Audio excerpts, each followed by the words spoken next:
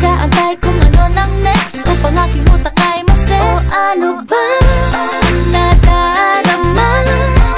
Huwag nang paligoy-ligoy, ligoy, paligoy-ligoy pa. Pwede ba? Huwag ka nang magrama.